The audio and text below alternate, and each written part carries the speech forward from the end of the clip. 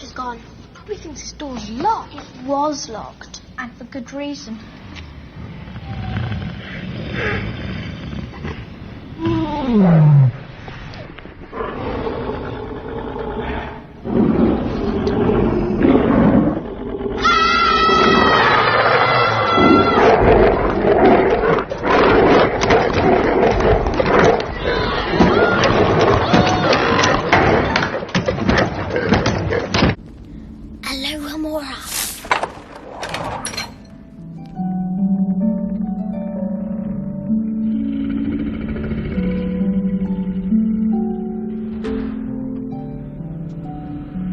Wait a minute. He's snoring. Snape's already been here. He's put a spell on the harp.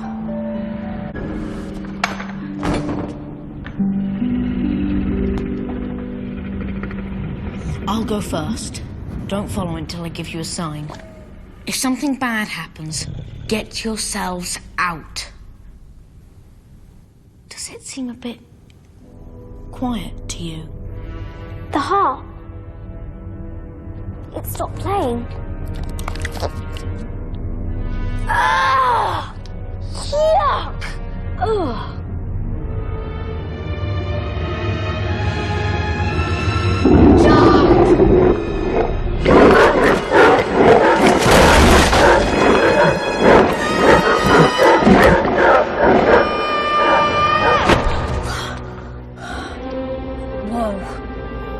Lucky this plant thing's here, really. Whoa! Stop moving, both of you. This is Devil's Snare. You have to relax. If you don't, it'll only kill you faster. Kill us faster? Oh, now I can relax. He's not relaxing, is he? Apparently not. I've got to do something. What? I remember reading something in herbology. Devil's Snare hates sunlight. Luma Solem! Ron, you okay? Yeah. Okay. Whew. Lucky we didn't panic.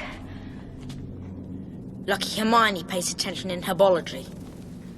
Hey there, LEGO fans and Potterheads. I'm the lawyer in the LEGO Shed, and this is the 22nd in a series of videos that I'll be making as I build my way through the magical world of LEGO Harry Potter. I've been collecting the Harry Potter LEGO line since it started back in 2001 with the release of the very first movie, and for this video series, I'll be building sets that have been part of the more recent waves of Harry Potter LEGO, beginning in 2018 and stopping with the 2023 releases. My plan is to go in movie order, so without further ado, let's get started. Today we're covering set number 76387, Hogwarts Fluffy Encounter. For some quick historical context, Harry Potter and Sorcerer's Stone has two scenes where our Golden Trio encounter Fluffy. It appears to depict both, actually, in this set, and as you can see based upon the clothing that the trio is wearing, we see something that's more indicative of the first time that they encounter Fluffy. But then Professor Quirrell's harp is included in this particular scene as well, so that seems to go more toward the end of the movie, and that wouldn't have been present for the very first encounter that they had either. So it is kind of an interesting blend of the two scenes, but nevertheless, this is ultimately the second time that LEGO has chosen to display this particular idea or these particular scenes. The first was back in 2001 with the release of the very first movie. This was set number 4706, called The Forbidden Corridor. This set was part of a series of sets that depicted a series of challenges the trio goes through in order to get to the Sorcerer's Stone. In all, you needed 4706, 4704, which was titled The Chamber of the Winged Keys. It actually depicts that challenge as well as a nod to the chess match, one of the sets that we'll cover a little bit later. And then 4702, the final challenge, which depicts the final confrontation with Professor Quirrell and Voldemort and the Mirror of Erised. So 4706, real quick, was, in my view, a great set. It had a molded Fluffy piece, it had a functional Devil's Snare that had a play feature element there, had a rotating spiral staircase, which were very emblematic of the line at that time. And when it was combined with the other two sets, it really made for an impressive display. You can see here that effectively you've got this whole layout that you could just march right through all the challenges as they appear in the movie. Very fun and a great thing for that very first wave. Now, 76-387 has got a lot of similarities with 4706, and I want to just kind of walk through a few of those components here that I think are really fun. So we have three primary building components. The lowest is this one that depicts the Devil's Snare. In here, we've got a little bone on the wall and then some little detail as we've fallen down into the dungeon. On the reverse side, we've got a nice exterior here that looks like a castle built into the rockwork. Then we've got the room where Fluffy sits. Its exterior looks great. It's got a nice green roof here. And then this nice Hogwarts crest on the outside with these kind of nice arrow slit windows. Then on the reverse side, we've got our chamber where we can put Fluffy. Included is a nice little treat for Fluffy here, and then some nice open space where we can see where Fluffy's going to be placed in just a bit.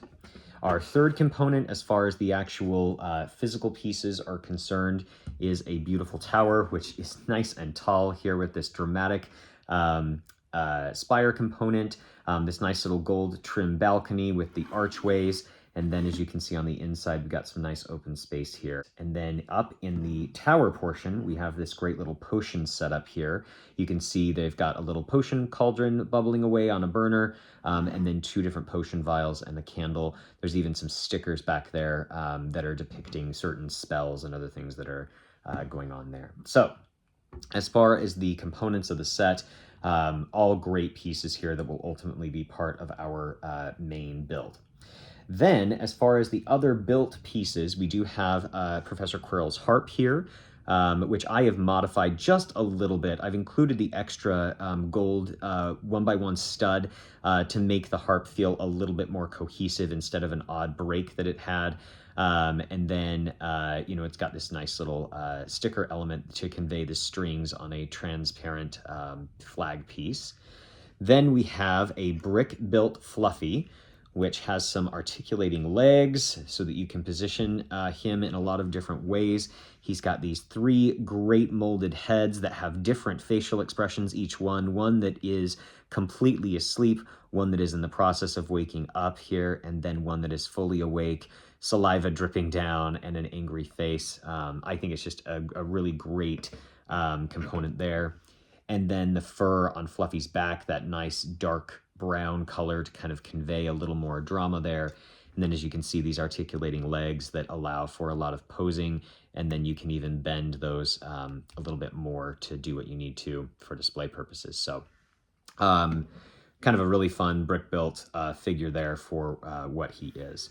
But that's essentially the main parts of the build as far as this. You can see right away that the modular design of this is pretty obvious across the two sets, that this can be reconfigured in order to either have this nice big tower component. It can work with the obvious kind of bigger elements as well, eventually that will become the full castle out of this wave. So super fun idea here and very reminiscent of 4706. Next, I would say is that, we've got a nice room for Fluffy and the Devil's Snare. Both components are present here again from the original inspiration set. And then the classic green roofs, which were a hallmark of this particular time. Some of the things that I just loved were the nostalgia factor. So this was the first time that I would say I really felt like I was building something that was designed in the spirit of the original sets, and as far as, the order that I'm building all of this. And, I was building back when I was 12 years old, those original sets. The references, the design, all of it felt very familiar, and I really liked that component. Overall, I do feel like this was an improvement on the original in many respects. First was the attractive alternative side. As you can see in those older sets, they don't have any backing at all. They're just open. And so it's nice to finally have an alternative side that you can flip it around to. And here, I'll move these back a little bit. But it looks actually like a castle from the other side, which is nice. And especially even if you end up having to do something like this or make adjustments or what have you, it's just nice that you could do something with it instead of feel like you were stuck dealing with one particular side and that really being the only attractive side to display. The inclusion of the harp was great as well. I really liked that we got that. I also liked that Fluffy really fills this space. I'll just adjust Fluffy a bit here and put him in. But it's nice to really just see him fill that entire room instead of just being in an open air piece that he was in the old set. Because he definitely feels like he fills that room in the movie. So it's cool to see him so there. And then, of course, the dramatic green roof pieces, I think were all just really fun to have references to, but then an also improvement on the original. The things that I didn't love about this set are pretty short, but I think they are pretty glaring, unfortunately. The first is that the brick-built Fluffy is certainly an improvement on the other brick-built animals that are out of these two waves. But one thing that really stands out is this gray piece here that, you know, just really is not the right coloring for anything to do with Fluffy. It's really a shame because had they done it in black or done it in dark brown even, it would have not broken that illusion, but the gray is super obvious and it really kind of takes you out of it when we're talking about a brick-built animal. Everything else, great.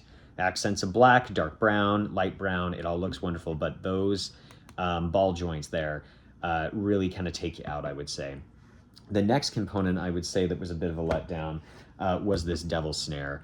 Comparatively to the one that we had originally, this is just kind of sad to have three little vines here, especially when they very much could have just given us like double or even triple the amount of vines and some more clips and really filled out this whole room to be crawling with these.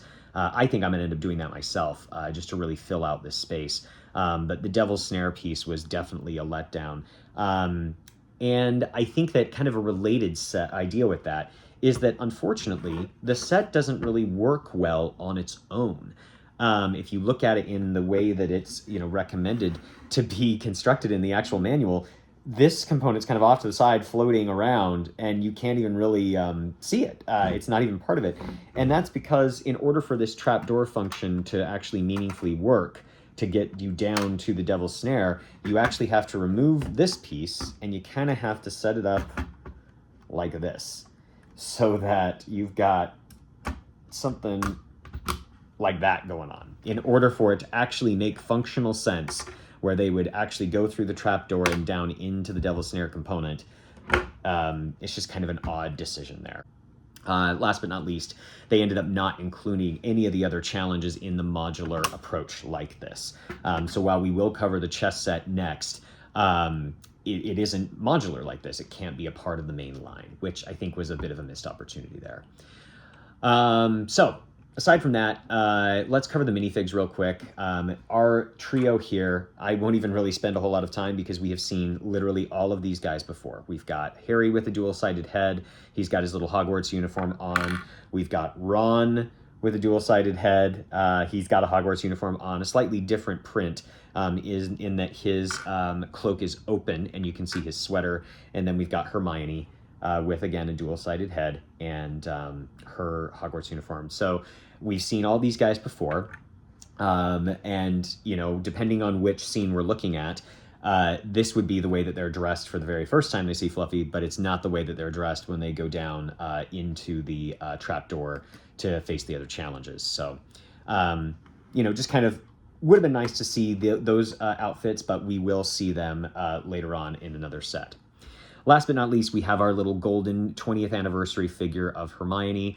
Again, I thought this was a fun idea for them to be doing, but Hermione is, I think, unfortunately just a little boring. It's literally just her with her, you know, kind of main printing of her school uniform, and then she's got the 20-year logo on the back, just like all of the other folks. So yeah, well, it's a fun idea to have the whole little setup.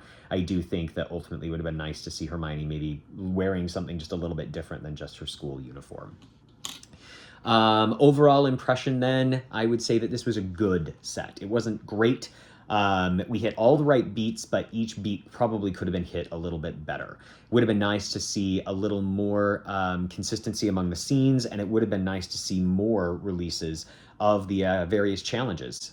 But aside from that, I think ultimately it's still fairly good. So that is it for 76,387. If you are interested in following along on this journey, please feel free to follow the account. And if there's anything else that you think I should be covering in these reviews, go ahead and drop a comment and let me know. But otherwise, thanks so much for watching and have an awesome day.